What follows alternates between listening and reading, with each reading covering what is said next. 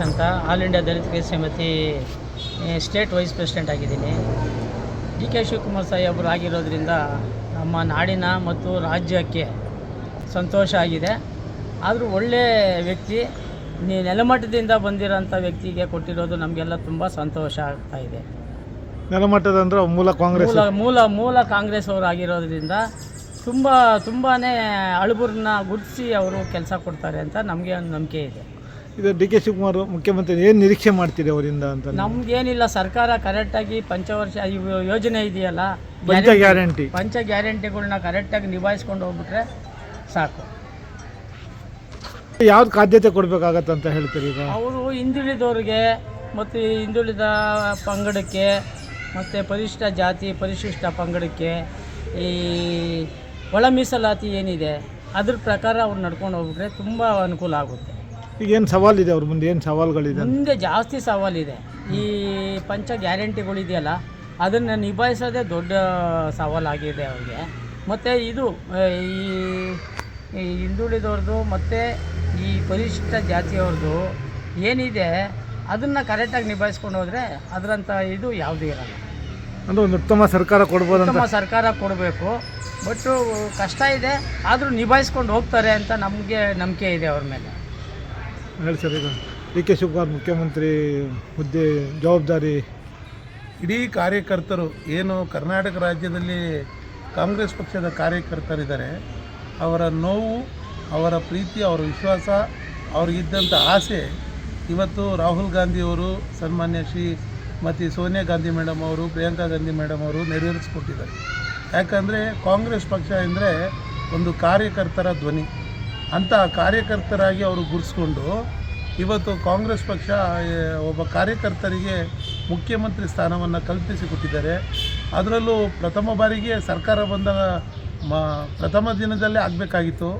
ಆದರೆ ಕೆಲವೊಂದು ಅಡೆತಡೆಗಳಿದ್ದ ಕಾರಣವಾಗಿ ಸ್ವಲ್ಪ ನಿಧಾನವಾದರೂ ಇವತ್ತು ಕಾರ್ಯಕರ್ತರಿಗೆ ಆದಂಥ ಡಿ ಕೆ ಶಿವಕುಮಾರ್ ಸಾಹೇಬರಿಗೆ ಮುಖ್ಯಮಂತ್ರಿ ಮಾಡಿರೋದು ಕಾರ್ಯಕರ್ತರ ಸಂತೋಷ. ಪಕ್ಷಕ್ಕೆ ಬಲ ಬಂದಿದೆ ಅಂತ ಅನ್ಸುತ್ತೆ. 100ಕ್ಕೆ 100 ಪಕ್ಷ ಈಗ ಬಲ ಬಂದಿದೆ. BJP ಮೋದಿ ಸರ್ಕಾರ ಇರುವಂಥ ಸಂದರ್ಭದಲ್ಲೇ ಕರ್ನಾಟಕದಲ್ಲಿ ಕಾಂಗ್ರೆಸ್ ಪಕ್ಷ ಕಟ್ಟಕ್ಕೆ ಆಗೋದಿಲ್ಲ ಅಂಥ ಸಂದರ್ಭದಲ್ಲೂ ಕೂಡ ಕಾಂಗ್ರೆಸ್ ಪಕ್ಷವನ್ನು ಕಟ್ಟಿದ್ದಲ್ಲದೆ ಹಲವಾರು ಹೋರಾಟಗಳು ಮಾಡಿ ಡಿ ಕೆ ಶಿವಕುಮಾರ್ ಅವರು ಪಾದಯಾತ್ರೆಗಳು ಮಾಡಿ ಕಾಲ್ನಡಿಗೆ ನಡೆದು ಇವತ್ತು ರಾಜ್ಯದಲ್ಲಿ ಕಾಂಗ್ರೆಸ್ ಪಕ್ಷವನ್ನು ಅಧಿಕಾರಕ್ಕೆ ತಂದು ಈ ರಾಜ್ಯದ ಜನತೆಗೆ ಹಲವಾರು ಗ್ಯಾರಂಟಿ ಅನುದಾನವನ್ನು ಅವರ ಅಧ್ಯಕ್ಷ ಸ್ಥಾನದಲ್ಲಿ ಆಗಿದೆ. ಸರ್ಕಾರ ಬರೋದು ಮುಂಚಿತವಾಗಿಯೇ ಗ್ಯಾರಂಟಿ ಒಂದು ಕೊಡ್ತೀವಿ ಅಂತೇಳಿ ಜನಗಳಿಗೆ ಆಶ್ವಾಸನೆ ಕೊಟ್ಟಿದ್ದರು. ಡಿ ಕೆ ಶಿವಕುಮಾರ್ ಕೊಟ್ಟಂತೆ ಮಾತಿನಂತೆ ನಡೆದಂಥ ಏಕೈಕ ವ್ಯಕ್ತಿ ಸನ್ಮಾನ್ಯ ಡಿ ಕೆ ಶಿವಕುಮಾರ್ ಸಾಹೇಬ್. ಈಗ ಮುಖ್ಯಮಂತ್ರಿಯಾಗಿ ಅವರು ಏನು ಆದ್ಯತೆ ಕೊಡಬೇಕು, ಏನು ಮುಖ್ಯಮಂತ್ರಿ ಈಗ ಅವರು ಎಲ್ಲರೂ ಹೇಳ್ತಾರೆ ಅವ್ರಿಗೆ ಕೋಪಿಸ್ತಾ ಅವರು ಏನೂ ಮಾಡೋಕ್ಕಾಗಲ್ಲ ಅಂತ.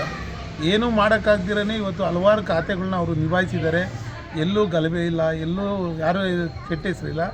ಎಲ್ಲ ಇಲಾಖೆನೂ ನಿಭಾಯಿಸಿರೋ ರೀತಿಯಲ್ಲೇ ಇವಾಗ ಮುಖ್ಯಮಂತ್ರಿ ಆಗಿದ ಮೇಲೆ ಈ ಕರ್ನಾಟಕ ರಾಜ್ಯ ಜನತೆಗೆ ಇನ್ನೂ ಹೆಚ್ಚಿನ ಗ್ಯಾರಂಟಿ ಬರುತ್ತೆ. ಏಕೆಂದರೆ ಡಿ ಕೆ ಶಿವಕುಮಾರ್ ಅವರ ಮನಸ್ಸು, ಹೃದಯ ಹೂವಿನಂತೆ. ಆ ಹೂವಿನಂತೆ ಇರುವಂಥ ಮನಸ್ಸು ಈ ನಾಡಿನ ಜನತೆಯ ಒಂದು ನೋವು ನಲಿವು ಅರ್ಥ ಮಾಡ್ಕೊತಾರೆ.